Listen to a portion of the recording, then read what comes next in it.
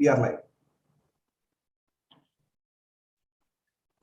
नमस्कार साथियों, मेरा नाम अंशुल अवस्थी है और मैं एक टीकिप 3 सहायक प्राध्यापक हूँ।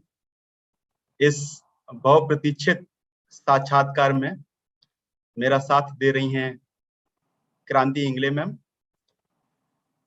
दोस्तों, आईएएस जिसका नाम मात्र सुनकर हमें फैसिनेटेड महसूस होता है, जो इस प्यारे देश व उसके द्वारा चलाई जा रही योजनाओं की बैकबोन है, जिसको रीढ़ की हड्डी एक तरीके से। हम में से सभी को कभी ना कभी किसी ना किसी के द्वारा कलेक्टर बनने के लिए प्रेरित किया गया है, और ये हर किसी के साथ होता है कि बेटा हमारा बड़ा बन के आईएएस बनेगा, कलेक्टर बनेगा। हमारे गांव में अक्सर लोग ये कहते हैं, जब किसी को आप सलाह देते हैं तो अक्सर ये लोग कहते हैं कि कहीं के कलेक्टर हो जो तुम्हारी बात माने। ये नॉर्मल उसमें है, दिनचर्या में है। मुझे खुशी है ऐसी ही शख्सियत सी पी नरहरी सर टीकिप 3 सहायक प्राध्यापकों के यूट्यूब चैनल टीकिप फैकल्टीज पर हमारे साथ हैं। पिछले सालों में प्रशासनिक सेवाओं में इंजीनियर्स का प्रभाव बढ़ा है, और हमें इसमें प्राउड भी है कि बीइंग इंजीनियर की हम लोग प्रशासनिक सेवा में ज्यादा जा रहे हैं। श्री नरहरी सर ने भी इंजीनियरिंग करने के पश्चात सर्वप्रथम आईएएस क्वालिफाई करके ज्वाइन किया और उसके बाद आईएएस। आपने मध्य प्रदेश के कई जिलों में बतौर जिलाधिकारी अपनी सेवाएं दी। आज मध्य प्रदेश के इंदौर का नाम तो हर किसी ने सुना होगा, देश का नंबर 1 शहर स्वच्छता के मामले में। उसका भी श्रेय सर को कहीं ना कहीं जाता है, क्योंकि सर ने इंदौर में भी बतौर जिलाधिकारी अपनी सेवाएं दी है। अब मेरे पास ज्यादा शब्द नहीं है सर, आपके बारे में आपकी कार्यों की तारीफ कर सकें। आप निश्चित तौर पर बहुत ही ज्यादा तारीफ के हकदार हैं, और मध्य प्रदेश का हर एक व्यक्ति, हर एक बच्चा जहां भी आपने सेवाएं दी हैं वहां पे आपको पहचानता है, बाय नेम जानता है। आप सभी लोग खुद सर से बात कीजिए, प्रश्न पूछिए टीके फैकल्टीज यूट्यूब चैनल में लाइव चैट के जरिए। सर, एक बार फिर से मैं आपका बहुत बहुत स्वागत करता हूं। Thank you very much for joining us. Thank you सभी को मेरा नमस्कार। सबसे पहले अंशुल जी, फिर क्रांति मैडम और दीपक जी, आपने हमको आज के इस महत्वपूर्ण कार्यक्रम में बुलाया, और सबसे पहले मैं सभी दर्शकों को, श्रोताओं को, जो भी इस कार्यक्रम में भाग ले रहे हैं, आप सभी को मैं स्वतंत्रता दिवस के पूर्व संध्या पर आप सभी को बहुत बहुत बधाई और शुभकामनाएं देता हूँ। It is really a great day on the eve of Independence Day. You have called me to this particular programme. सबसे पहले मैं स्वतंत्रता दिवस, उसके तारतम्य में कहना चाहूंगा कि हम सबको बड़ा गर्व होना चाहिए हमारे देश के इस स्वतंत्रता दिवस पर, और मुख्य रूप से इसलिए भी क्योंकि बहुत मुश्किलों के साथ हमारे बड़े बुजुर्गों ने और स्वतंत्रता सेनानियों ने हमारे स्वतंत्रता के लिए जो मेहनत की है, उसी के बदौलत और कई सारे बलिदानों के बाद ये जो स्वतंत्रता मिली है, ये बहुत ही हमारे लिए महत्वपूर्ण है। और हम सबको जो है बड़ा गर्व के साथ में हमारे इस स्वतंत्रता को बनाए रखने के लिए हमें पूरा प्रयास करना चाहिए। हम चाहे किसी भी फील्ड में हों, हम चाहे किसी भी तरह के काम कर रहे हो, करियर्स में हों, अभी वर्तमान में विद्यार्थी दशा में भी हो, हमें ये प्रयास करना चाहिए कि हमको कैसे अपने स्वतंत्रता को बनाए रखना चाहिए। आप अगर देख रहे होंगे कि समीपस्थ देश अफगानिस्तान में आज क्या हो रहा है, उसके आसपास के क्षेत्रों में कुछ देशों में किस तरह की व्यवस्था है। हमारे लिए बड़ा गर्व का विषय है कि हमारा प्रजातांत्रिक व्यवस्था है, और इस प्रजातांत्रिक व्यवस्था बहुत ही महत्वपूर्ण है और हम सबका जो है इसमें हिस्सेदारी, भागीदारी, जिम्मेदारी सब कुछ बनता है। तो ऐसे ऐसे स्वतंत्रता के ऊपर हम सबको गर्व के साथ में हमें हमारे चोजन फील्ड्स में हम जहां कहीं पे भी काम कर रहे हैं, हमको बड़े मशक्कत के साथ, पूरे निष्ठा के साथ हमें काम करना चाहिए। और आज के इस स्वतंत्रता दिवस के पूर्व संध्या पर हम सब यही प्रण लेते हैं कि हम सब मिलकर हमारे स्वतंत्रता को और बेहतर और मजबूत बनाने का पूरा पूरा प्रयास करेंगे और इस स्वतंत्रता को, इस प्रजातांत्रिक व्यवस्था में हम सब इसमें हिस्सेदारी और भागीदारी बनेंगे। आज का जो मुख्य रूप से मुझे जिस उद्देश्य से बुलाया गया है, गेट से संबंधित और इंडियन इंजीनियरिंग सर्विसेज के बारे में कुछ कहने के लिए मुझे आमंत्रित किया गया था। और मैं बताना चाहूँगा कि 1998 में मैंने इंजीनियरिंग पास आउट की है उस्मानिया यूनिवर्सिटी से, और मुझे गर्व है कि मैं एक इंजीनियर हूँ। और 98 में इंजीनियरिंग पास आउट होने के साथ साथ मैं कॉलेज का भी टॉपर था, मैं यूनिवर्सिटी का भी टॉपर था, मैकेनिकल और प्रोडक्शन इंजीनियरिंग दोनों मिलाकर। और इसके पश्चात मैंने सबसे पहले इंडियन इंजीनियरिंग सर्विसेज लिखा 99 में। और बड़ा सौभाग्य का विषय है कि मैंने फर्स्ट अटेम्प्ट में इंजीनियरिंग सर्विसेज मैकेनिकल इंजीनियरिंग में मैंने क्लियर किया, मुझे 56th रैंक भी मिला था। इसके साथ ही मैंने, क्योंकि मैं एक ऐसे सामाजिक परिवेश से मैं आया हूँ, बड़ा हम्बल बैकग्राउंड है, तो मुझे आर्थिक रूप से अपने आप को सशक्त बनाना था। मेरा अल्टीमेट एम तो सिविल सर्विसेज रहा। इंजीनियरिंग के पश्चात मुझे इंजीनियरिंग को बेस बनाकर इंजीनियर एक कोई जॉब हासिल करूं और उसके बाद फिर मैं आईएएस का एग्जाम लिखूं। और बिल्कुल जैसा मैंने सोचा वैसा ही हुआ। पहले मैंने इंडियन इंजीनियरिंग सर्विसेज लिखी, 99 क्लियर किया। फिर 99 मैंने प्रीलिम्स, सिविल सर्विसेज प्रीलिम्स दिया, अनफॉर्चुनेटली मैं क्लियर नहीं कर पाया। तो फिर 2000 एग्जाम में फिर मैंने सिविल सर्विसेज का एग्जाम दिया, प्रीलिम्स, मेंस, इंटरव्यू और आईएएस एक साथ मैंने हासिल की। इसके बीच में भी कुछ और इश्यूज हैं, कुछ और मैंने काम किया है, उसके बारे में बताना चाहूंगा। कि जैसे मैंने कहा कि इंडियन इंजीनियरिंग सर्विसेज क्लियर किया, परंतु उसके साथ साथ मैं कई सारे पब्लिक सेक्टर एग्जाम्स के लिए भी मैं अपीयर हूँ। और मैं 3 पब्लिक सेक्टर जॉब्स के लिए, इंस्टीट्यूशंस के लिए सेलेक्ट हुआ। वो है Bharat dynamics limited Hyderabad, NALCO national aluminium company limited और gas authority of India limited. तीनों पब्लिक सेक्टर एग्जाम्स में अपीयर हुआ और फर्स्ट अटेम्प्ट में ही उसको भी क्वालिफाई किया। इसके साथ साथ मैं पैरेलली मैंने साइंटिस्ट पोस्ट के लिए भी अप्लाई करना चालू कर दिया था, इंजीनियरिंग बेसिस पर ही। तो मैं अप्लाई करता था क्योंकि मैं यूनिवर्सिटी टॉपर था, तो मैं जहाँ पे भी अप्लाई करता था मुझे तुरंत इंटरव्यू के लिए बुलाते थे। तो ऐसा मैंने एडवांस रिसर्च सेंटर इंटरनेशनल जो हैदराबाद में है, department of science and technology, उस इंटरव्यू में मैंने भाग लिया और मैं साइंटिस्ट के रूप में सेलेक्ट हुआ। इसके अलावा मैंने Vikram Sarabhai space centre, Trivandrum, DRDO, फिर कई सारे साइंटिस्ट पोस्ट के लिए भी मैंने अप्लाई किया था। क्योंकि मुझे हैदराबाद में रह के सिविल सर्विसेज क्लियर करना था, तो मैंने इंजीनियरिंग सर्विसेज ज्वाइन नहीं की। मैंने as scientist B department of science and technology में मैंने 99 एंड में मैंने ज्वाइन किया था। और सिविल सर्विसेज 2000 एग्जाम यानी कि 2001 मई में रिजल्ट्स आ गए थे और मैं आईएएस के लिए क्वालिफाई हो गया था। तो मैं अगस्त 2001 तक, क्योंकि सितंबर में मैंने आईएएस ट्रेनिंग के लिए मसूरी गया था, तो तब तक मैंने साइंटिस्ट पोस्ट पे लगभग 1.5 साल मैंने काम किया। तो ये सब पृष्ठभूमि बनाने का, पूरा बताने का उद्देश्य ये है कि एक साइंटिस्ट होने की एक इंजीनियर होने से कितना वाइडर आपको अपॉर्चुनिटीज मिलते हैं। और ये वाइडर अपॉर्चुनिटीज, जैसे मैंने बताया कि इंजीनियरिंग सर्विसेज से लेके, पब्लिक सेक्टर एग्जाम से लेके, साइंटिस्ट पोस्ट से लेके और सिविल सर्विसेज, ये तमाम जितने भी इतने सारे जो वाइडर अपॉर्चुनिटीज है वो इसलिए मिले क्योंकि मैं एक इंजीनियरिंग ग्रेजुएट रहा।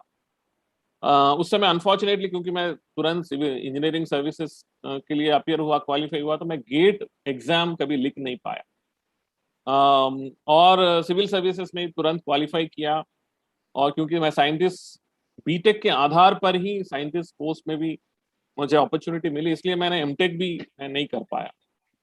बट मेरा ये कहना है कि एक इंजीनियरिंग ग्रेजुएट होने के साथ साथ आपको क्या करना चाहिए। इंजीनियरिंग जो एक डिग्री है वो इतना इम्पोर्टेंट है, और मैं समझता हूँ कि आज के तारीख में सभी लोग एमटेक भी कर रहे हैं, पीएचडीज भी कर रहे हैं, लेकिन कई सारे अपॉर्चुनिटीज हमको इंजीनियरिंग करते हुए भी मिलते हैं, जो कई लोग इसको नजरअंदाज करते हैं।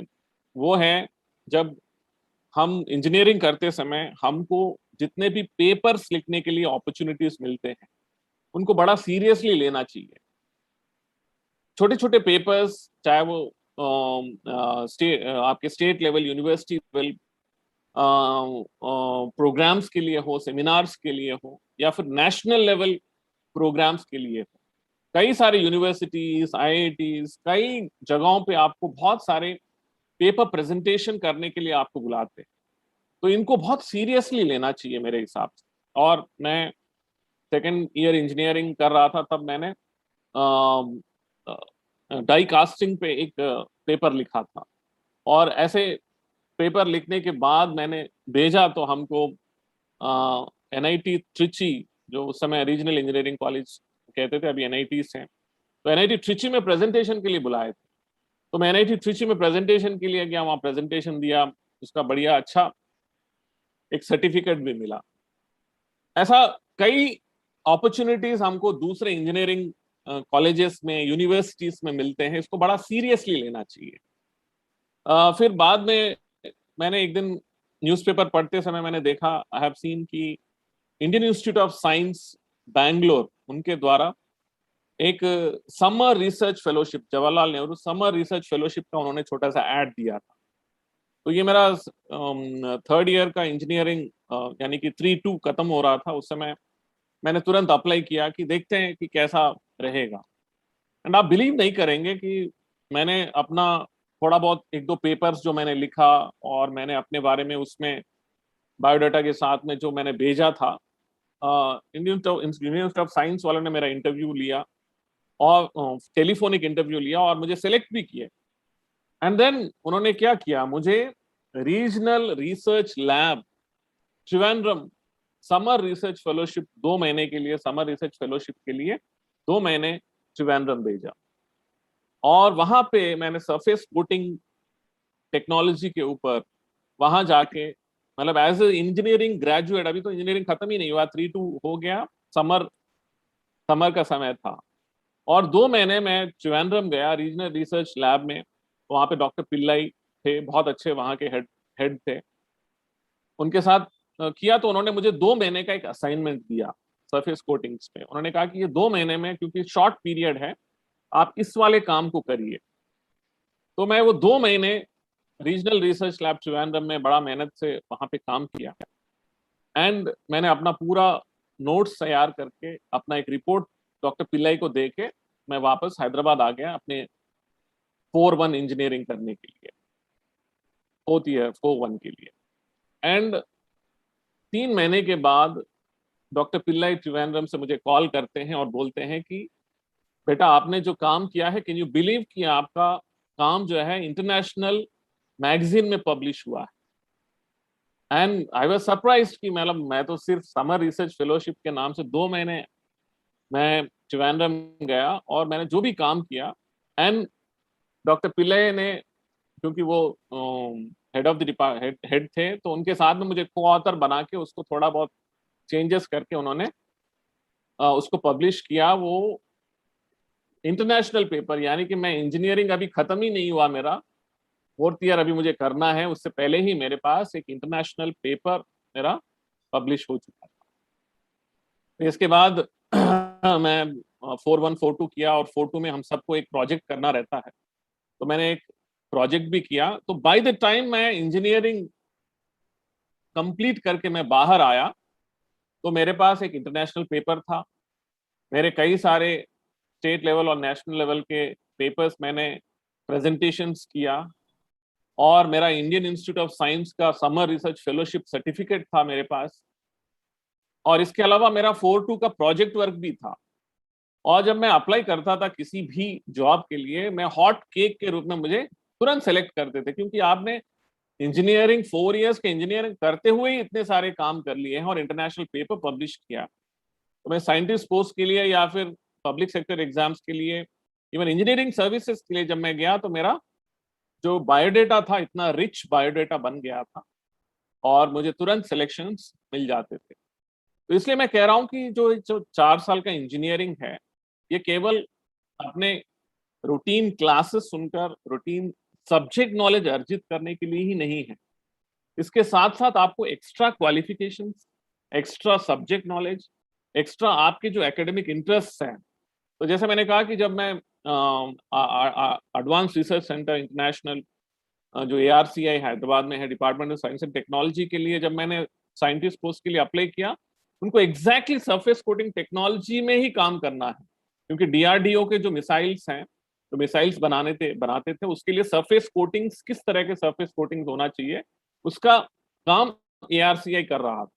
तो मुझे, क्योंकि मैंने इंडियन इंस्टीट्यूट ऑफ साइंस का जो समर रिसर्च फेलोशिप है, मैंने हैदराबाद में, सॉरी ट्रिवांड्रम में किया था, उसी सब्जेक्ट पे था, तो मुझे तुरंत सिलेक्ट कर लिए थे और मैं 1.5 साल साइंटिस्ट के रूप में भी काम किया। तो मेरा आप सभी से यही कहना है कि आप ये जो इंजीनियरिंग का जो टाइम है, इंजीनियरिंग का जो पीरियड है, इसको इफेक्टिवली यूज कर लेना चाहिए, और आपका इंजीनियरिंग सब्जेक्ट नॉलेज पूरा अर्जित करने के लिए जितने प्रयास हो सकते हैं अपने टीचर्स के साथ, अपने गाइड्स के साथ, जो भी आपके गुरु हैं उनके माध्यम से, और ट्राई करिए कि बाहर और अपने कॉलेज के अलावा बाहर किस तरह के अपॉर्चुनिटीज हमारे पास उपलब्ध है।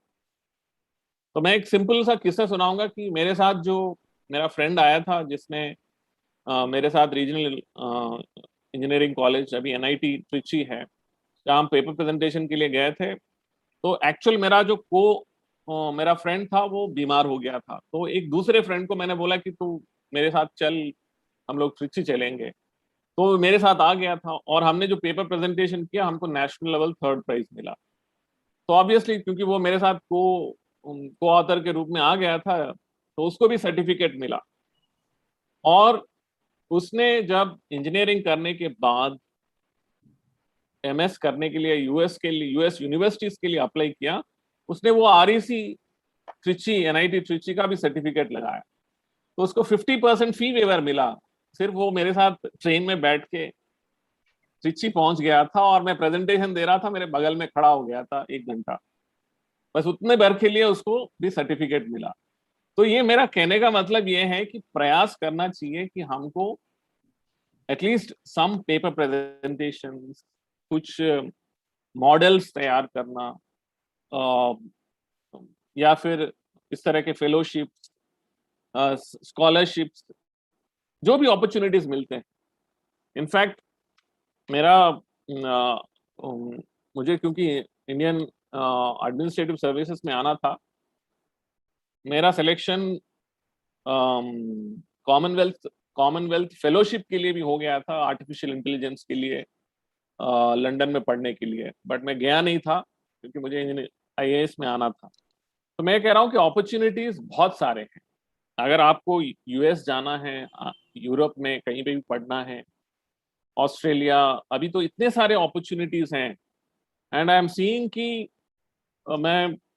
मेरा बेटा अभी 10th में है, तो उसके साथ हम बहुत सारी चीज़ों पे कॉन्वर्जेशन करते हैं, एंड उसको ही wants to become an ethical hacker and all those things. तो जब हम बात करते हैं, तो हम दोनों यही प्लान करते हैं कि हमको बहुत जल्दी स्पेस में जाना है। कितना जल्दी जाएंगे, वो जो अभी जेफ बेजोस हो, वर्जिन अटलांटिक का रिचर्ड ब्रांसन हो, इवन इसका तीसरा जो US का है, सब लोग जो है स्पेस शटल्स तैयार कर रहे हैं, और स्पेस में आम नागरिक को ले जाने का। Elon Musk. तो सब लोग कर रहे हैं। तो ये अभी 3 करोड़ टिकट है, तो हम सोच रहे हैं, वेट कर रहे हैं कि उसका कब टिकट जो है मतलब नीचे अपने आए। बजट में आ जाएगा तो हम चलेंगे उसमें। The opportunities that are arising with time are immense. आप just imagine करिए the level of opportunities. तो अभी we saw that there was a girl from India who went in the Virgin Atlantic का जो space shuttle है उसमें she traveled, she was the first lady to travel to the space. तो हम सब भी कर सकते हैं ये सब जो है, मतलब these are not something which are not within our limits. ये सब हमारे लिमिट्स में है, ये सब पॉसिबिलिटीज हैं। And Indian scientist, Indian engineers का बहुत बड़ा वैल्यू है। आज आप देखेंगे गूगल का, माइक्रोसॉफ्ट का, कई सारे कंपनीज के हेड्स हमारे हमारे कंट्री में, हमारे यहाँ पढ़ के जो लोग हमारे यहाँ इंजीनियरिंग किए हैं वही लोग आज इतने बड़े बड़े ऑर्गेनाइजेशंस के हेड्स बने हुए हैं। तो मेरा आप सभी लोगों से रिक्वेस्ट ये है कि आज के इस प्रोग्राम के माध्यम से कि मोस्ट इंपॉर्टेंट थिंग जो सबको इंजीनियरिंग में रहते हुए करना है वो है पर्सनालिटी डेवलपमेंट। अपना व्यक्तित्व को निर्माण करना चाहिए, अपना व्यक्तित्व ऐसा निर्माण करें, अपना पर्सनालिटी को ऐसा बनाएं कि जैसे मैंने बताया कि मैं इंजीनियरिंग में रहते हुए, मैं इंजीनियरिंग कंप्लीट होने के बाद एक भी ऐसा इंटरव्यू नहीं था जिसमें मैंने क्वालिफाई नहीं किया या फिर मुझे बेस्ट मार्क्स नहीं मिले, ऐसा कहीं भी नहीं था। इंडियन इंजीनियरिंग सर्विसेज में फर्स्ट टाइम इंटरव्यू में फर्स्ट अटेम्प्ट में गया, सिलेक्ट हो गया। मेरा इंडियन एडमिनिस्ट्रेटिव सर्विसेज के लिए मैं फर्स्ट टाइम ही, मतलब मेरा सेकंड अटेम्प्ट था, बट फर्स्ट टाइम इंटरव्यू के लिए गया और मुझे मैक्सिमम मार्क्स मिले। जो कॉन्फिडेंस लेवल्स हमको अर्जित करना है, वो कॉन्फिडेंस लेवल्स जो है वो हमको इंजीनियरिंग करते हुए ही हासिल करना है। इंजीनियरिंग करने के बाद मैं अलग से फिर confidence levels, I will gain confidence levels और I will become a good public speaker later on, ऐसा नहीं होता है। आपको जो भी पर्सनालिटी आपको अक्वायर करना है, ट्रेड्स आपके अंदर लाना है, वो आपको इंजीनियरिंग करते हुए ही करना है।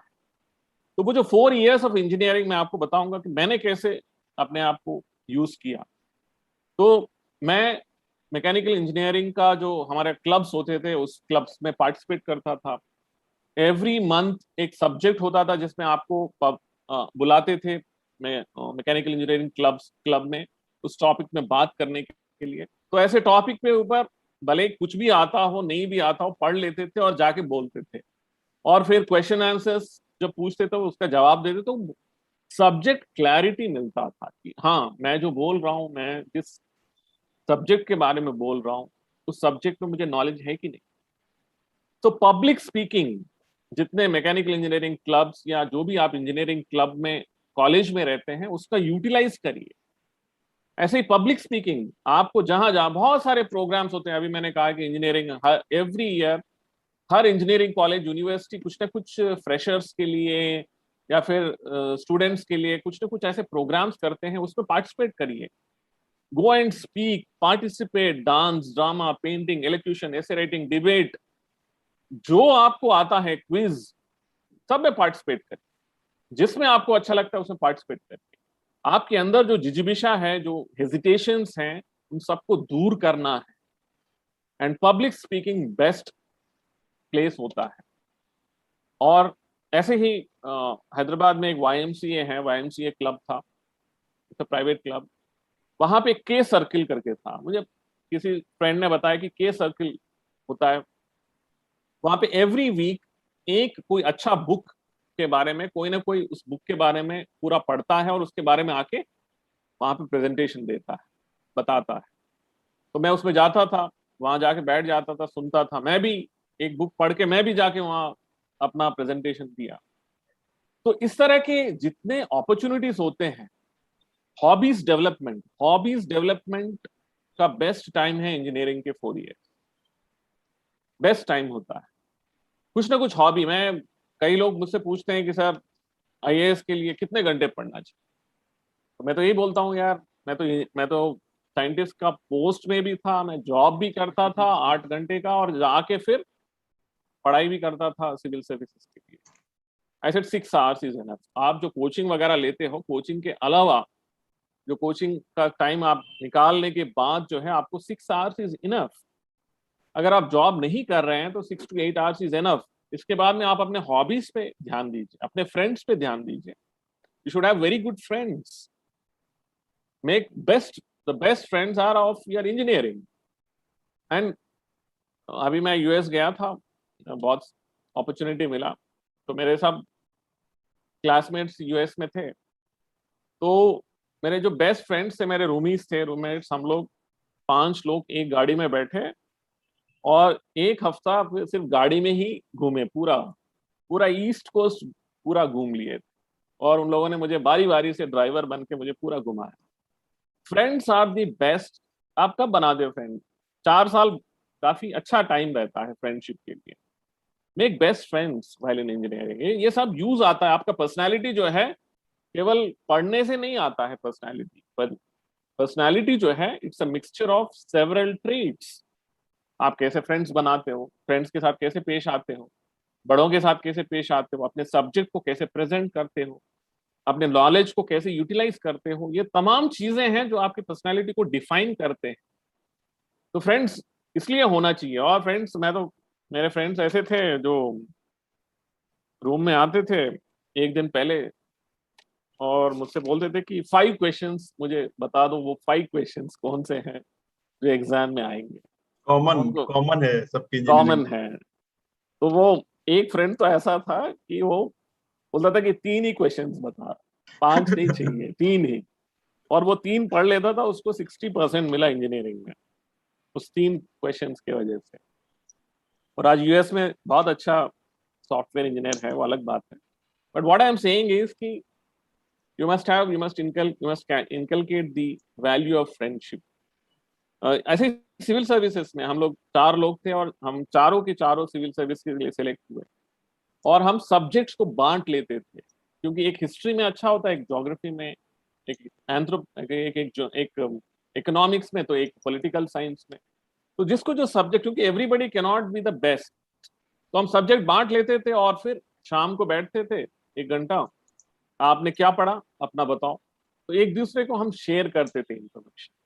जब इंफॉर्मेशन शेयर कर लेते हैं तो आपको चारों को जो है, चारों को 4 अलग अलग सब्जेक्ट पढ़ना इज बेटर देन कि एक व्यक्ति 4 सब्जेक्ट्स पढ़े।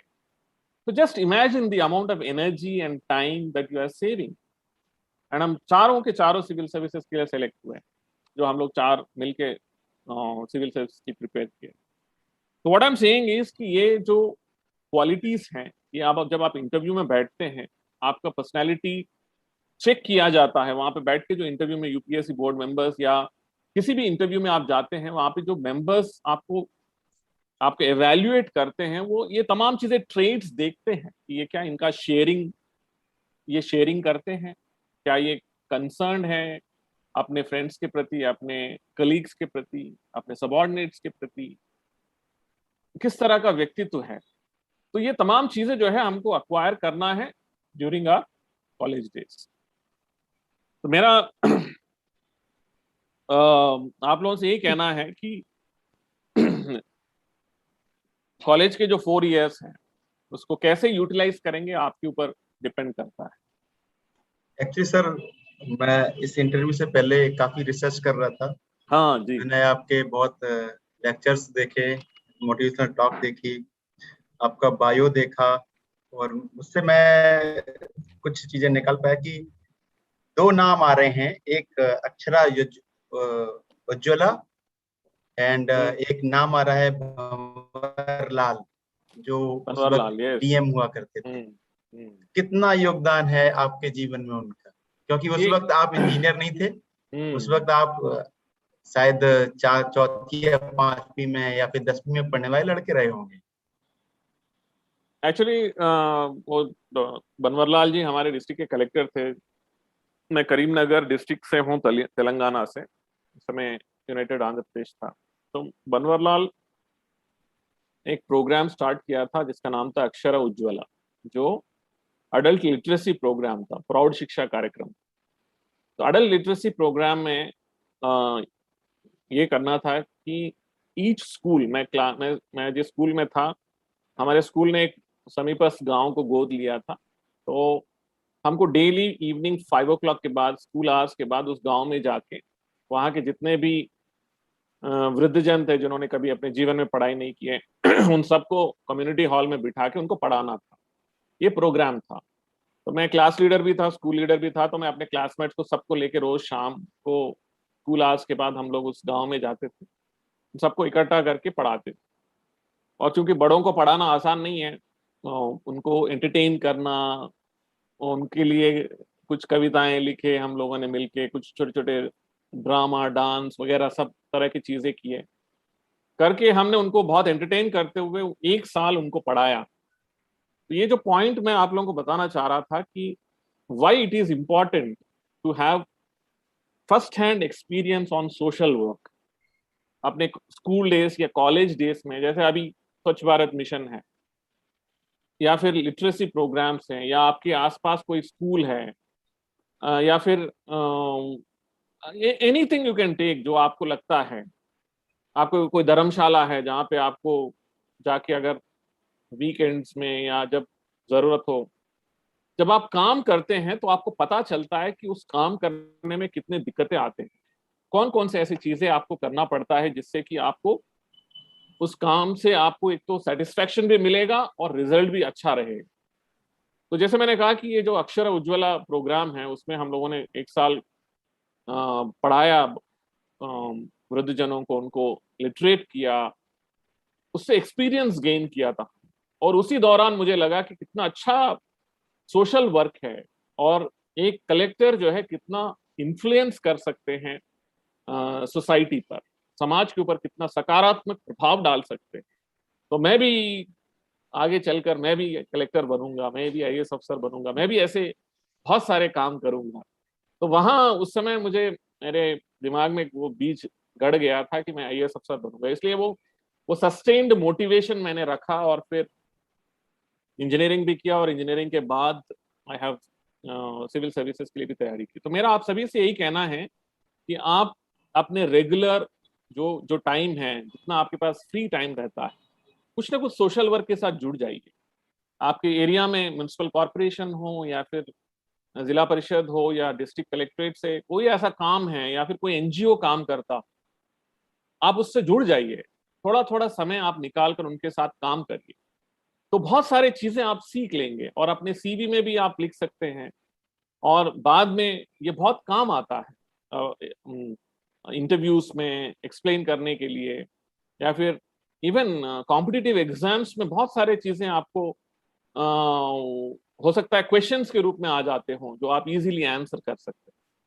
तो मेरा कहना है कि ये पूरे ये तमाम चीजें जो हैं आपकी पर्सनैलिटी को बेहतर करता है, और आपको एक अच्छा व्यक्तित्व, आपके व्यक्तित्व निर्माण में बहुत काम आता मैं तो Yes. सर मैं ये कहना चाह रहा था, फिर मैम मैम का क्वेश्चन आएगा कि हमने बहुत सुना था बचपन में। मेरा सर ये किस्सा है कि मैं बचपन में बहुत सुना था कि मतलब बहुत बड़े आदमी होते हैं, ये नॉर्मली बात नहीं करते हैं ना, बहुत ज्यादा वैसा रहता है। लेकिन जब आपसे मिला, मैं आपसे बात करी, इंटरव्यू के लिए आपसे रिक्वेस्ट किया, आपके हम्बलनेस को देख के हम सभी टीके फैकल्टी जितने खुश थे। और आपको बता दें कि ये मोस्ट अवेटेड इवेंट था हमारा, हम लोगों का मोस्ट अवेटेड। हम सभी Yes, लोग sir. बहुत एक्साइटेड थे कि नरहरी सर आ रहे हैं।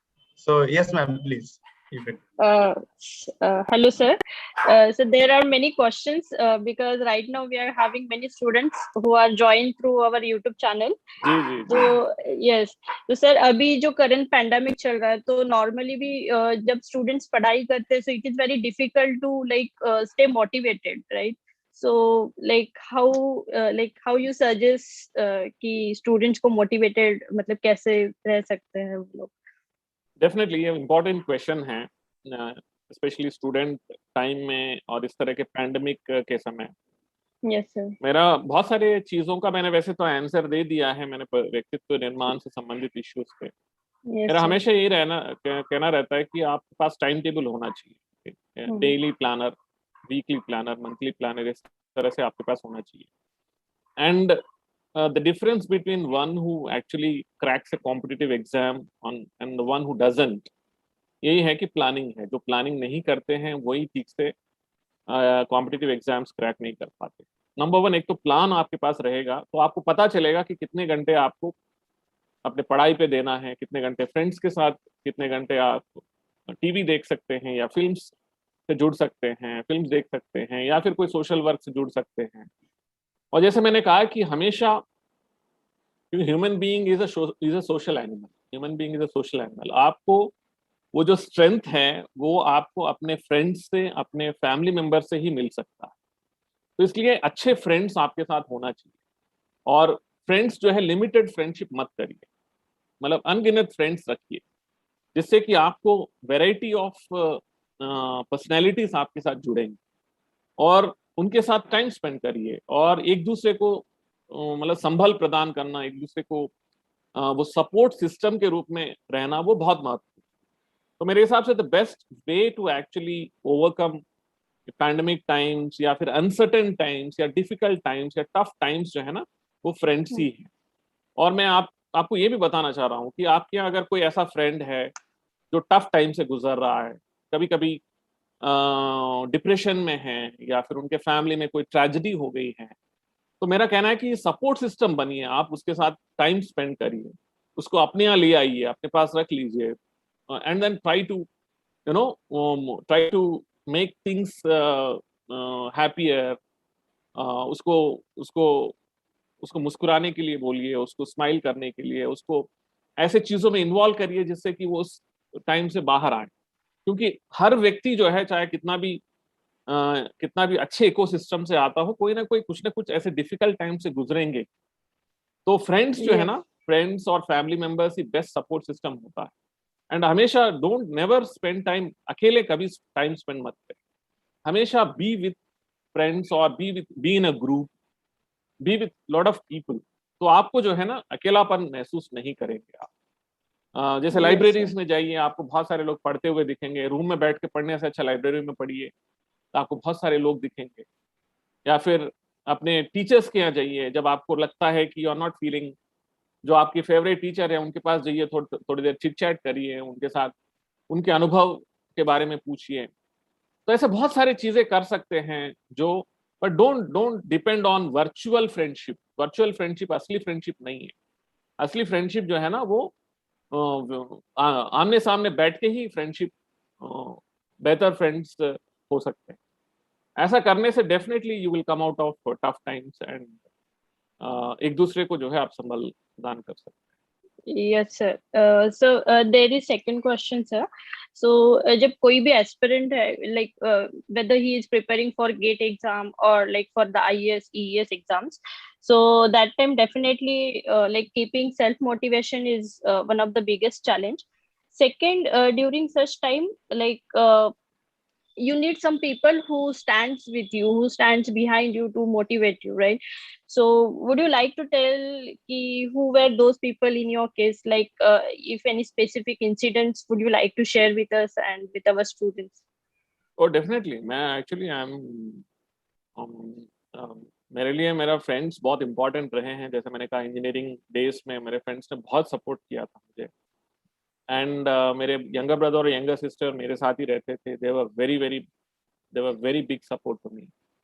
एंड जब मैं एक्चुअली सिविल सर्विसेज के लिए तैयारी कर रहा था, जब मैं साइंटिस्ट था और मेरा प्रीलिम्स हो गया था, तो प्रीलिम्स होने के बाद मुझे मलेरिया हो गया है वहाँ हैदराबाद में।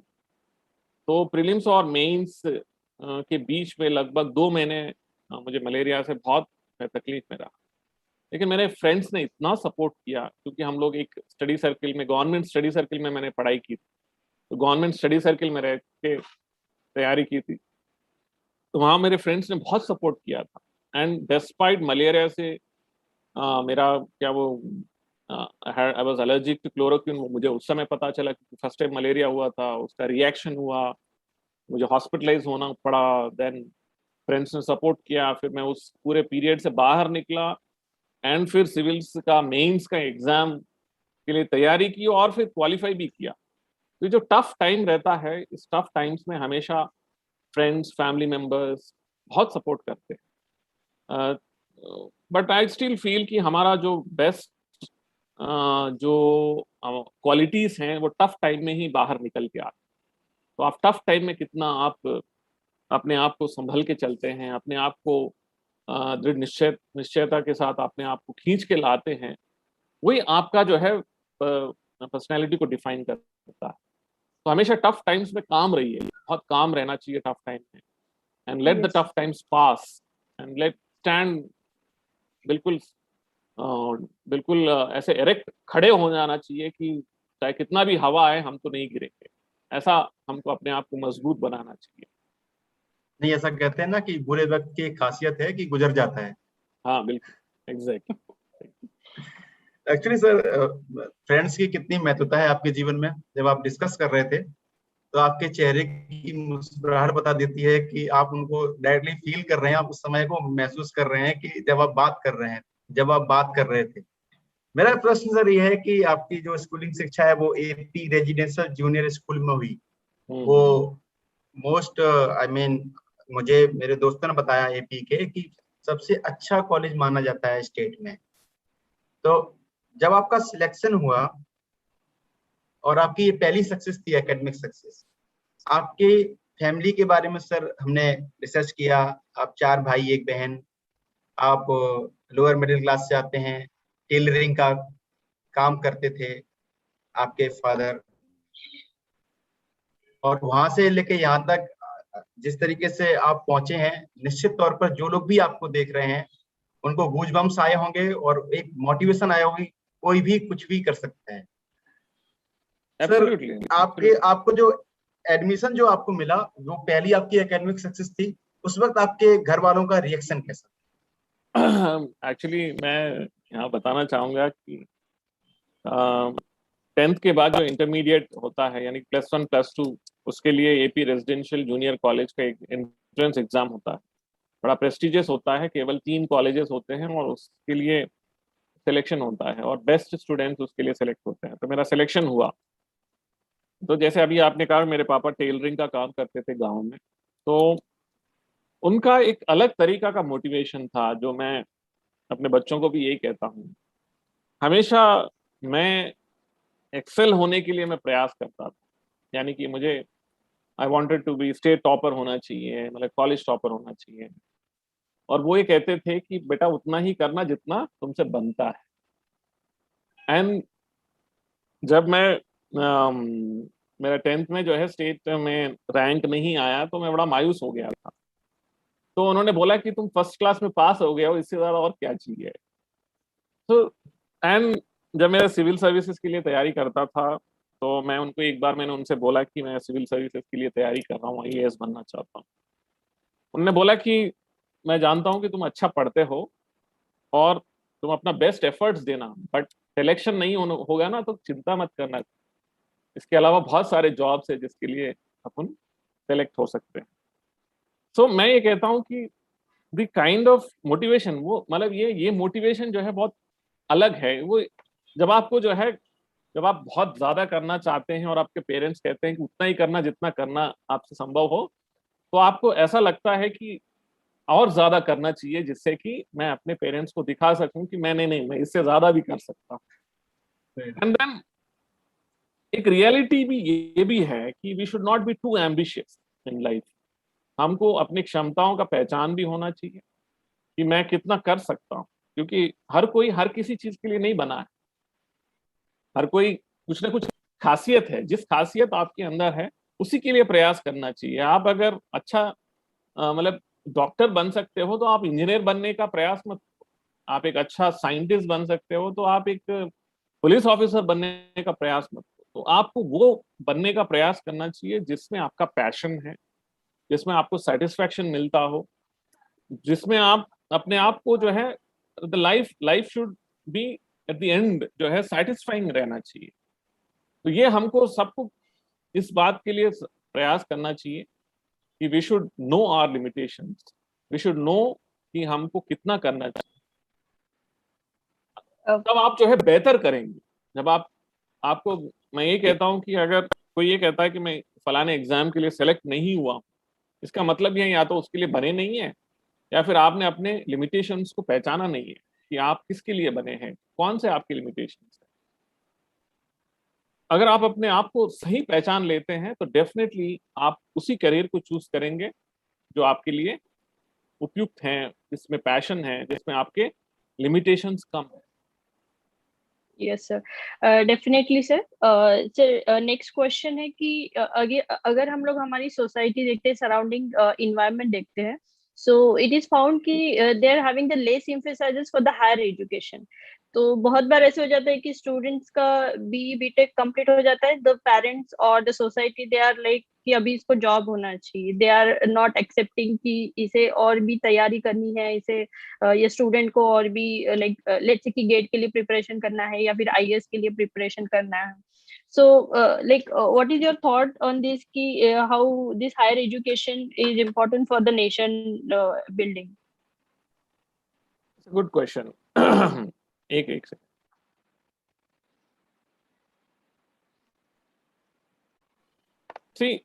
सी सोसाइटी जो है, सोसाइटी हमसे बहुत सारी चीजें मांगता है जो कभी कभी अनुचित भी है। सोसाइटी सक्सेस को ज्यादा महत्व देता है, जबकि फेल्यूर जो है उतना ही इम्पोर्टेंट है जितना सक्सेस है। मेरा ये कहना रहता है कि अल्टीमेटली आपको डिसाइड करना है कि आपको क्या करना है। आपको, जैसे मैंने कहा कि मेरा हायर एजुकेशन में जैसे मैंने एमटेक किया ही नहीं, क्योंकि मैं पूरा स्कॉलरशिप्स के ऊपर डिपेंडेंट था। मैं ट्यूशन्स पढ़ा के अपना थोड़ा बहुत खर्चा निकाल पाता था। तो मुझे कोई जॉब इम्पोर्टेंट था, पहले जॉब इम्पोर्टेंट था, उसको जॉब करते हुए मुझे नेक्स्ट लेवल पे जाना था। तो बिना जॉब किए मैं नेक्स्ट लेवल पे जा ही नहीं सकता था। तो इसलिए जॉब किसी ने डिसाइड नहीं किया कि आप जॉब करिए, क्योंकि मैंने महसूस किया कि मुझे जॉब करना चाहिए। तो ये आप डिसाइड करिए। अगर आपका फैमिली बैकग्राउंड अच्छा है, इकोनॉमिकली वो आपको सपोर्ट कर रहे हैं, तो अच्छी बात है। तो just go for higher education, add qualification. अगर नहीं है तो वो भी अच्छा है। तो आप कोई किसी जॉब में ज्वाइन करिए, पहले इकोनॉमिकली स्टेबलाइज हो जाइए, and then go for higher education. अभी ट्रेंड क्या है? अभी ट्रेंड यही तो है कि आप जो है work for 1 or 2 years, then go for next qualification, then work for 1 or 2 years, then acquire more qualifications। तो इस तरह से जो है सिस्टम डेवलप हो रहा है, लेकिन क्वालिफिकेशंस अक्वायर करना बहुत इंपॉर्टेंट, ये महत्वपूर्ण। Sir okay, Anshul sir you please. मेरा प्रश्न ये था सर कि आपने बताया कि हम, मतलब आपने जिस तरीके से बताया कि पहला पेपर जब बच्चा सेमेस्टर एग्जाम की टेंशन लेता है सेकेंड ईयर में, फोर्थ सेमेस्टर में, थर्ड सेमेस्टर में, तब आप पेपर प्रेजेंट कर रहे थे एनआईटी त्रिची में। जब लोग ट्रेनिंग करने की सोचते हैं या फिर किसी तरीके से इंटर्नशिप करने की सोचते हैं बार्क में, इसरो में, आप थर्ड ईयर में ये ट्रेनिंग ले रहे थे और आपका फाइनल ईयर नहीं हुआ था, उससे पहले आपका पेपर पब्लिश हो गया। सर हम देखते हैं, जो कि हम टीचिंग कम्युनिटी से हैं और हम भी बच्चों से इंटरेक्ट करते हैं, डे 1 से बच्चा कंपटीशन की तैयारी करने लगता है कि हम एसएससी की तैयारी कर रहे हैं या फिर हम आईएएस की तैयारी कर रहे हैं, और उस बीच में जो उसका परफॉर्मेंस है, जो आपका कहेंगे जो जिस चीज के लिए वो आया है उसका परफॉर्मेंस पुअर हो जाता है। तो ऐसे बच्चों के लिए आप क्या कहना चाहेंगे? क्योंकि हम बीइंग टीचर, हम उनको ये नहीं बोल सकते कि तुम गलत कर रहे हो प्रिपरेशन करके, लेकिन समझाने का प्रयास करते हैं। आप उनके लिए क्या कहना चाहेंगे? अल्टीमेटली मैं ये कहना चाहता हूँ कि आप अगर इंजीनियरिंग कर रहे हैं या कोई डिग्री कर रहे हैं, that is the most important thing उस समय के लिए। और अगर आपका सब्जेक्ट नॉलेज अच्छा नहीं है तो आप उसके बाद में जो भी अक्वायर करेंगे उससे कोई मतलब नहीं निकलता, क्योंकि ultimately you should be good in your subject. The student has to be good in his or her subject. आप कोई भी कॉम्पिटिटिव एग्जाम उसके बाद लिखेंगे, अगर आपका सब्जेक्ट नॉलेज ही अच्छा नहीं है तो कॉम्पिटिटिव एग्जाम में क्या हासिल करेंगे? और मेरा ये एकेडमिक और को करिकुलर दोनों चीजों पे इंपॉर्टेंस है। सिर्फ एकेडमिक्स ही नहीं, को करिकुलर एक्टिविटीज पे भी ध्यान देना चाहिए। को करिकुलर एक्टिविटीज भी उतना ही इंपॉर्टेंट है जितना एकेडमिक्स है, बट इट्स अ कॉम्बिनेशन है, एकेडमिक्स प्लस को करिकुलर एक्टिविटीज। अगर इससे भिन्न कुछ करता है तो वी शुड टेल स्टूडेंट्स कि आप गलत कर रहे हो। कॉम्पिटिटिव एग्जाम जो है, जैसे मैंने बताया कि आपका पर्सनैलिटी ही नहीं बना है और आप कॉम्पिटिटिव एग्जाम की तैयारी कर लिए हो, वहां जाके फेल होना तय है आपको, क्योंकि आपने अपना व्यक्तित्व ही निर्माण नहीं किया है। जैसे मैं बार बार एग्जाम्पल देता हूँ, लेट्स से अभी हमने ओलंपिक्स में जैवलिन थ्रो आकाश चोपड़ा का देखा है, नीरज चोपड़ा। तो नीरज चोपड़ा का अगर आप उसका पर्सनालिटी यानी कि फिजिकल पर्सनालिटी अगर आप देखते हैं, फिजिकल पर्सनालिटी और उसका मेंटल पर्सनालिटी जो आप देखते हैं, वो 23-year-old नीरज चोपड़ा, उसका व्यक्तित्व देखिए, उसका फिजिकल पर्सनालिटी देखिए, वो हेफ्टी नहीं है, वेट लिफ्टर जैसा उसका बॉडी नहीं है। वेट लिफ्टर का बॉडी कैसा रहता है, उसका हेफ्टी रहता है, वेराज एन एथलीट का बॉडी जो है वो स्लिम एंड ट्रिम और बिल्कुल चिजल्ड बॉडी जैसा लगता है। तो कितनी तैयारी की होगी उसने उस तरह का बॉडी बनाने के लिए नीरज ने। तो आपने अगर कोई कॉम्पिटिटिव एग्जाम के लिए आप तैयारी कर रहे हैं तो आपका पर्सनैलिटी कहाँ कैसे डेवलप हुआ है। आप तैयारी कर रहे हो वेट लिफ्टिंग की और आपका पर्सनैलिटी हल्का फुल्का पतलू टाइप का है, तो आप कहाँ से सिलेक्ट हो जाएंगे बाद में। तो आपका जिस चीज के लिए आप तैयारी कर रहे हो, जिस कॉम्पिटिटिव एग्जाम के लिए तैयार कर रहे हो, उसका पर्सनैलिटी भी वैसे ही होना चाहिए। इसलिए ज्यादा फोकस होना चाहिए अपने पर्सनैलिटी के ऊपर होना चाहिए, ना कि कॉम्पिटिटिव एग्जाम के ऊपर। कॉम्पिटिटिव एग्जाम आप तो 2-4 महीने पढ़ के क्लियर कर लेंगे, उस सब्जेक्ट नॉलेज है आपके पास, पर्सनैलिटी है तो आप क्लियर कर लेंगे। लेकिन सब्जेक्ट नॉलेज ही नहीं है और आपने अपना पर्सनैलिटी, प्लीजिंग पर्सनैलिटी आपने बनाया ही नहीं है, तो आप कौन सा, किसको, आपको क्यों सेलेक्ट करने वाला है, कोई नहीं करेगा। तो ये चीजें बताना होगा स्टूडेंट्स को कि why it is important to focus on your personality rather than competition. Okay. Sir हमारे यहाँ यूपी में ऐसे बोलते हैं कि एक बार गवर्नमेंट जॉब लग जाए ना, उसके बाद तो फिर कुछ है ही नहीं, बहुत ही ना ज्यादा काम है ना कुछ है। मैं आपका ट्विटर फॉलो करता हूँ, मैं आपका यूट्यूब चैनल पे आपके कुछ आते हैं चीजें, वो मैं देखता हूँ। आप ऐसे अधिकारी हैं जिसके लिए लोग सपने देखते हैं कि हमें आईएएस बनना है, सबसे बड़ी पोस्ट मानी जाती है भारत में। उसके बाद भी कहीं आप वेबिनार दे रहे हैं, कोई आप पेपर पब्लिश कर रहे हैं, कोई आर्टिकल लिख रहे हैं आईएएस एसोसिएशन में, मैं वो भी देखता हूँ।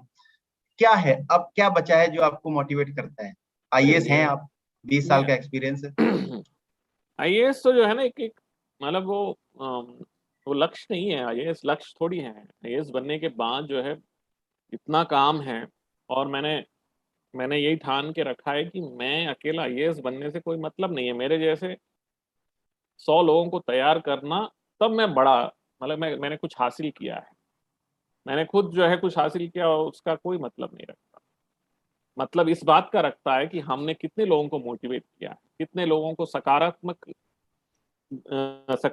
डायरेक्शन में उनको हमने एक दिशा दी है, कितने लोगों को हमने सपोर्ट किया है, वो इम्पोर्टेंट होता है लाइफ। एंड मेरा अल्टीमेट लक्ष्य वही है कि हम और ज्यादा से ज्यादा, specially lower middle class, poor families, middle class families, जहाँ पे लोग जो है ये मानते हैं कि नहीं हमसे ये नहीं हो सकता है, उनको बाहर खींच के लाना है। नहीं, आप कर सकते हो, आपके अंदर जो है वो फायर होना इंपॉर्टेंट है। मैंने जैसे मैं बार बार स्टूडेंट्स को ये कहता हूँ कि मैंने पूरा स्कॉलरशिप्स के ऊपर मैंने अपना पूरा स्टूडेंट लाइफ निकाला है। पूरे स्कॉलरशिप्स, फेलोशिप्स, मेरिट का मीन्स स्कॉलरशिप्स हो, फेलोशिप्स हो, मैं ट्यूशन्स पढ़ाता था, मैंने गवर्नमेंट स्कूल में मैंने इंटरमीडिएट कॉलेज में पढ़ाई की, मेरा इंजीनियरिंग फ्री सीट था, मैंने एपी स्टडी सर्किल, एक गवर्नमेंट स्टडी सर्किल जो आईएएस के लिए तैयारी करता है, वहां मैंने पढ़ाई की है। तो मैंने अपना पूरा जीवन जो है गवर्नमेंट सपोर्ट से, मैंने स्कॉलरशिप, कोचिंग, सब गवर्नमेंट सिस्टम से मैंने हासिल की। तो ये बताना चाहता हूँ कि अगर आपके अंदर वो फायर है तो आप जो है कुछ भी, जो लक्ष्य आप चयन करते हैं उसको हासिल कर सकते हैं। तो ये सिस्टम्स जो है, गवर्नमेंटल सिस्टम्स बने इसीलिए है कि अपने जैसे लोगों को कुछ बनने के लिए एक रास्ता दिखाते हैं। तो जितने भी लोग सुन रहे हैं, मेरा आपसे यही कहना है कि अपना लक्ष्य जो है ना, लक्ष्य ऐसा निर्धारित करो जिससे कि न केवल आपके साथ 10 लोग साथ चले। जैसे मैंने कहा कि हम 4 लोग तैयारी करते थे, 4 के 4 सेलेक्ट हुए, ये बड़ी बात है। मैं अकेला सिलेक्ट हुआ हूँ, बाकी 3 रह गए, तो इसका मतलब है हमने शेयरिंग ठीक से किया ही नहीं, हमने अपना नॉलेज शेयरिंग ठीक से किया ही नहीं। तो हमको ये प्रयास करना चाहिए कि हम नहीं, हमारे साथ और भी लोग जो है सेलेक्ट हो, कॉम्पिटिटिव एग्जाम्स के लिए लिखें और अपने जीवन में बेहतर करें और आगे भी करते रहें। तो ये जो समय निकालने का उद्देश्य इसी बात का है। Sir, sir there are many people. Yes. So there are many people to advise to live in a corporate life like Apple or Google instead of serving the nation. So because their like rational or the reasoning is that our talent got wasted, or maybe the potential is not being respected by the society. So what is your opinion on this? So I would say it is nothing to do with government sector, private sector, corporate sector. भैया आपको जहां अच्छा लगे वहां काम करिए and be Okay. happy.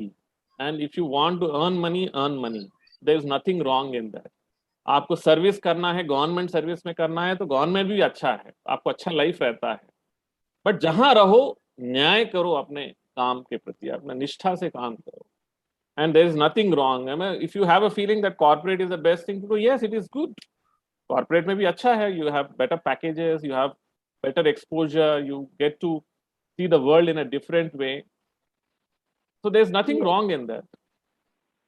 So don't sir have this thing that ये corporate है, ये private है, government है, ये कुछ और है, कुछ नहीं है, सब अच्छा है। जहां आपको अच्छा लगे, wherever you are happy, just go there. Yes, sir. Sir आपसे 1 घंटे का समय मांगा था हमने। बहुत अच्छा सेशन जा रहा है, जिस तरीके से कमेंट्स आ रहे हैं सभी लोग तारीफ कर रहे हैं कि बहुत ही इंफॉर्मेटिव सेशन रहा। सर मेरा प्रश्न ये है कि आप मोटिवेशनल टॉक देते हैं, लोगों को बताते हैं कि टेंशन नहीं लेनी है, जहाँ काम कर रहे हो वहाँ बेस्ट करना है। आप नरहरि जी अपने आप को मोटिवेटेड रखने के लिए या इंटरटेन करने के लिए क्या करते हैं डेली लाइफ में? बहुत कुछ करता हूँ मैं, जो है डेली 6 किलोमीटर मिनिमम वॉक करता हूँ। योगा और मेडिटेशन मेरे फेवरेट है। मेडिटेशन करने का बहुत मुझे बहुत अच्छा लगता है।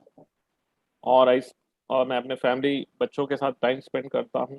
मैं फिल्म्स बहुत देखता हूँ डेली, रात में 9 बजे सर तक जो है। Recent film which you have seen? Recent film हमने देखा, अभी साइना नेहवाल के ऊपर फिल्म आया था, उसको देखा हमने। देन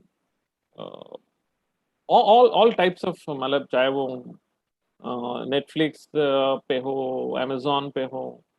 आजकल थिएटर्स तो बंद है, वरना थिएटर्स में भी जाके फिल्म देख लेते हैं। देन स्पोर्ट्स देखना पसंद है। बुक रीडिंग मेरा फेवरेट सब है। मैं डेली जो है कम से कम पूरे दिन में हाफ एन आवर तो कोई ना कोई बुक पढ़ ही लेता हूँ। और बायोग्राफीज, ऑटोबायोग्राफीज पढ़ना मेरा पसंदीदा काम। तो मल्टी सेट ऑफ एक्टिविटीज करता हूँ ताकि मोटिवेटेड रहूँ। और जैसे ये मोटिवेशनल क्लासेस, ये सब जितना मुझे टाइम मिलता है, वीकली 2-3 क्लासेस तो ले ही लेता हूँ मैं। तो आई ट्राई टू सी कि मेरा वीकली प्लान में ये सब चीज़ें रहें, जिससे कि मैं सेल्फ मोटिवेटेड भी रहूँ, दूसरों को भी मोटिवेट करूँ। Sir, we hear that there is one Telugu poem which inspired you about the education and personality character with. So, would you like to share this thing with our student? और definitely ये Sanskrit poem है actually. विद्या ददातु विनयम, विनयात यात पात्रत्वम, पात्रत्वात् धनम आपनोति, धनात् धर्मम ततः सुखम। The essence of life, जीवन का लक्ष्य क्या है कि विद्या ददातु विनयम, यानी कि विद्या जो है, एजुकेशन जो है, हमको विनय, हमको दूसरों को रेस्पेक्ट करना और व्यवस्था का रेस्पेक्ट करना, बड़ों का रेस्पेक्ट करना सिखाता है। विनयात यात पात्रत्वम, जब हम दूसरों का रेस्पेक्ट करते हैं, हम विनम्रता पूर्वक अपना जीवन जीते हैं, तभी हमारा एक व्यक्तित्व निर्माण होता है, पर्सनालिटी बनता है। और उस पर्सनालिटी को आधार बनाकर हम अपना जीविकोपार्जन करते हैं। विद्या ददातु विनयम, विनयात यात पात्रत्वम, पात्रत्वात् धनम आपनोति, उससे कुछ धन कमाते हैं। और उस धन का जब हम खुद के जीवन के लिए उपयोग करते हैं और धर्म करते हैं, यानी कि दूसरों को उसका डिस्ट्रीब्यूशन करते हैं, ततः सुखम, तब सुख मिलता है। तो ये जीवन का जो है स्टार्टिंग से लेके एंड तक यही है कि एजुकेशन जो है एक लैडर है, एक ऐसा लैडर है जिसको पकड़ के हम अपने आप का व्यक्तित्व निर्माण करते हैं। और व्यक्तित्व निर्माण के साथ साथ हम कुछ अपना पर्सनैलिटी, व्यक्तित्व का निर्माण के साथ हम कुछ धन अर्जित करने का, कुछ अच्छा करने का प्रयास करते हैं, और फिर उसके माध्यम से हम अल्टीमेट जो है हम सुख यानी कि हैप्पीनेस अर्जित करते हैं। तो यही हमारा जीवन का लक्ष्य है, होना चाहिए। सर, स्वतंत्रता दिवस की पूर्व संध्या पर हमारे जितने भी व्यूअर्स हैं, मोस्ट ऑफ उसमें टीचिंग कम्युनिटी के भी लोग हैं, स्टूडेंट्स भी हैं, हो सकता है बहुत सारे लोग ऐसे हों जो मतलब इनसे कोई मतलब नहीं, आपको सुनने के लिए आए हो क्योंकि ये सर्कुलेटेड था सभी जगह। क्या संदेश देना चाहेंगे?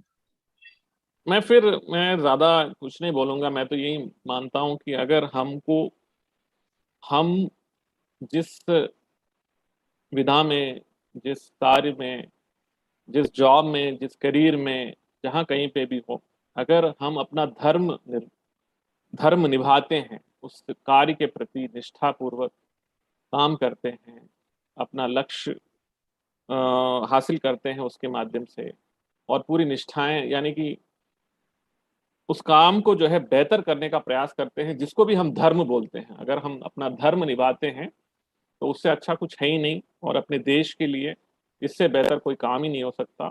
और इस स्वतंत्रता दिवस का उद्देश्य भी यही है कि हम सबको जो है हमारा धर्म निभाना चाहिए, हम सब मिलकर अपना धर्म निभाएं।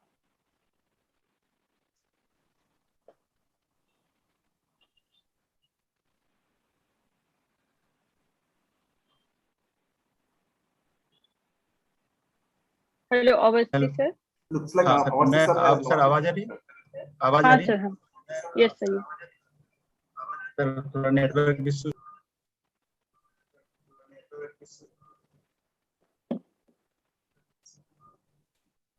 Okay, so I think Anshul sir is having the net problem. So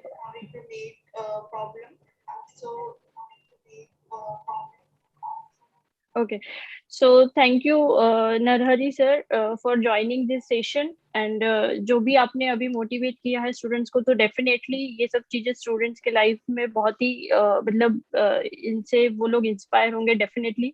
there are many students जो आपको पहले से ही फॉलो कर रहे हैं, बट बिकॉज ऑफ लाइक और भी नए स्टूडेंट्स होंगे जो अभी इस सेशन से जो आपसे जुड़ जाएंगे। So thank you for accepting our invitation, and thank you sir for from our all the TQ faculties. So thank you once again. Thank you so much. सभी को बहुत बहुत धन्यवाद। Thank you sir. नमस्कार। Namaste sir.